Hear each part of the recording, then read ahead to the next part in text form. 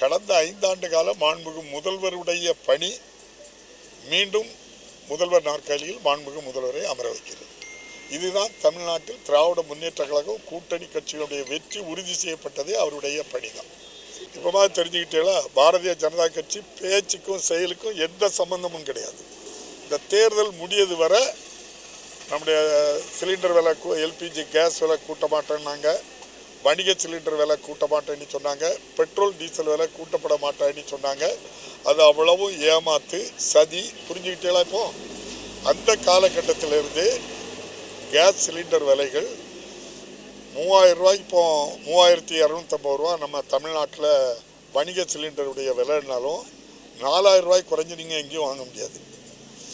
4000 ரூபாய்க்கும் கொடுக்குறது யார் அப்படின்னு சொன்னால், பாரதிய ஜனதா கட்சி சார்பாட்டு அந்த இயக்கத்தை சேர்ந்த நண்பர்கள் வச்சிருக்கக்கூடிய கேஸ் சிலிண்டர் மட்டும்தான் அவங்களுக்கு சப்ளையும் இருக்கும், 4000 ரூபாய்க்கு விற்கவும் செய்வாங்க. அப்போ 2000 ரூபாய்க்கு விற்கும்போது 2000 ரூபாய் கூடுதலாட்டு வணிக சிலிண்டர் விற்று கொண்டே இருக்கின்றார்கள். இந்தியா முழுவதும் கொள்ளை அடித்து கொண்டே இருக்கின்றார்கள். இதுக்கு முழு காரணம் பாரதிய ஜனதா கட்சி எந்த நிலையிலும் மக்களிடம் சுரண்டுவதை தவிர்க்கவே மாட்டார்கள். மக்களிடம் சுரண்டி 50 நண்பர்களுக்கு 16 லட்சம் கோடி கடன் தள்ளுபடி பண்ணது போல விலையேற்றத்திலும் முழு காரணம் அவங்க தான். இதை விட கொடுமை, இந்தியாவினுடைய வெளியுறவு கொள்கை, பாரத பிரதமருடைய செயல்பாடு படுதோல்வியை காட்டுகிறது. படுதோல்வி பாரத பிரதமரும் வெளியுறவு கொள்கையும். இதுவரை இந்தியாவில் ஆட்சிக்கு வந்த எந்த கட்சியும் எந்த பிரதமரும் உலகளவில் நமக்கு உள்ள மரியாதை, மிகப்பெரிய ஒரு டெமோக்ரசி கண்ட்ரி, அரபு நாடுகளோடு இணக்கமாக இருப்போம், அரபு நாடுகளோடு தொடர்ந்து இணக்கமாக இருப்போம். நம்முடைய ட்ரம்ப் மிரட்டினார் அப்படிங்கறதுக்காக அரபு நாடுகள்ல இருந்து எண்ணெய் வாங்குறத விட்டுட்டு வெளியே வர மாட்டோம். அரபு நாடுகளை போலவே ரஷ்யாவிலிருந்து குறைந்த விலைக்கு வாங்கிட்டு இருந்தோம். ட்ரம்ப் மிரட்டின உடனே என்ன செய்யிட்டோம்? வெளியே வந்துட்டோம். இந்த 2 சம்பவம் தான். ரஷ்யா விட்டு எண்ணெய் வாங்கிறதுக்கு வெளியே வந்தது ஒன்று, அரபு நாடுகளில் நம்ம இந்திய மணிக்கு கொடுத்து வாங்கிட்டு இருந்ததை இழந்தது ஒன்று. இந்த 2 இழப்புக்கும் காரணம் ட்ரம்ப். அதுக்கு காரணம் பாரத பிரதமர், அவருடைய நண்பர் அதானி. அவங்க 2 பேருக்கு இருக்க வழக்கு. அதை வச்சு ட்ரம்ப் மிரட்டுறாரு. ரொம்ப எல்லா மக்களும் என்ன சொல்றாங்கன்னா, இவ்வளவு கேவலமாட்டு ட்ரம்ப் கிட்ட அடிமையாட்டு ஒரு பிரதமர் இந்தியாவில் இருக்கிறது மிக மிக கேவலம். செந்தில் பாலாஜி தெளிவான விளக்கம் சொல்லியிருக்காரு. நாங்கள் 87 இருந்து என்ன நடைமுறை கடைபிடிக்கப்படுகிறதோ அதே நடைமுறையை தான் நாங்களும் இப்போ கடைபிடிச்சிருக்கோம். எந்த தவறும் செய்யவில்லைங்கிறத தெளிவுபடுத்திட்டார். நான் நீங்கள் கேட்டதுனால இதன் மூலம் இன்னொரு செய்தியை சொல்றேன். 2011 21 வரை 10 ஆண்டு காலம் அதானி அவர்கள் நிலக்கரி கொள்முதல் பண்ணி கொடுத்தாங்க. அந்த நிலக்கரி கொள்முதல் பண்ணக்கு 6 எரிதிறன் உள்ள நிலக்கரியை சப்ளை பண்ணுறேன்னு சொல்லிட்டு 4 எரிதிறன் தரம் குறைந்த நிலக்கரி சப்ளை பண்ணியிருக்காங்க. அதுக்கு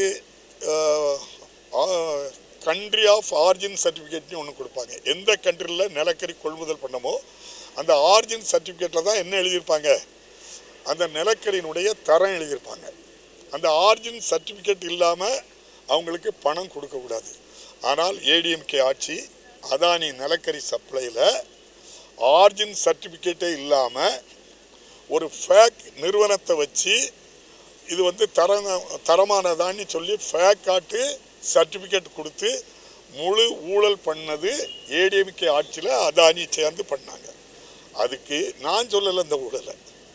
சிஏஜி ரிப்போர்ட்டு 826 கோடி ரூபா ரேண்டமாக பார்த்ததில் 826 கோடி ரூபாய் ஈபிக்கு மின் வாரியத்துக்கு இழப்பு ஏற்பட்டிருக்கிறது. எதிலிருந்து? அதானிய ஏடிஎம்கே ஆட்சியில் 2011 21 வரைக்கும் அவங்ககிட்ட அதானிட்ட நிலக்கரி கொள்முதலில் மட்டும் 826 கோடி ரூபா ஈபிக்கு இழப்புன்னு சொல்லியிருக்கு. அந்த சிஏஜி ரிப்போர்ட்டை வச்சு இடியோ சிபிஐயோ அல்லது ஏன் நீதிமன்றமோ சூமோட்டாவாட்டு அதை எடுத்து விசாரிக்க தயாரா? அவ்வளோதான். பாரதிய ஜனதா கட்சியுடைய பாரத பிரதமருடைய நண்பர் அதானி நிலக்கரியை தரம் குறைந்ததை சப்ளை பண்ணியிருக்காரு. கண்ட்ரி ஆஃப் ஆரிஜின் சர்டிஃபிகேட் இல்லாமல் நிதி பெற்றிருக்காங்க. ஏடிஎம்கே மேலேயும் அவங்க மேலேயும் எடுக்கலை. ஆனால் அதே தவறு செய்ததாட்டு பிஎஸ் அப்துல் ரஹ்மானுடைய பையன் புகாரி அரெஸ்ட் பண்ணி அவரை 2 வருஷம் ஜெயிலில் இருந்தார். அதுக்கப்புறம் அதானி ஆட்கள் போய் அவர்கிட்ட பேரம் பேசி அவருக்கு 600 மெகாவாட்டு மின் நிலையம் தூத்துக்குடி பக்கத்தில் இருக்குது. அந்த 2 மின் நிலையத்தையும் எழுதி வாங்கியாச்சு அதானி கம்பெனிக்கு. அதுக்கப்புறம் தான் அவரை ஜாமீன்லேயே விட்டுருக்காங்க. அப்போ அதானி பாரத பிரதமரோடு இருக்கிறனால அவருக்கு ஒரு நியாயம், பிஎஸ் அப்துல் ரஹ்மான் மகனுக்கு ஒரு நியாயமா?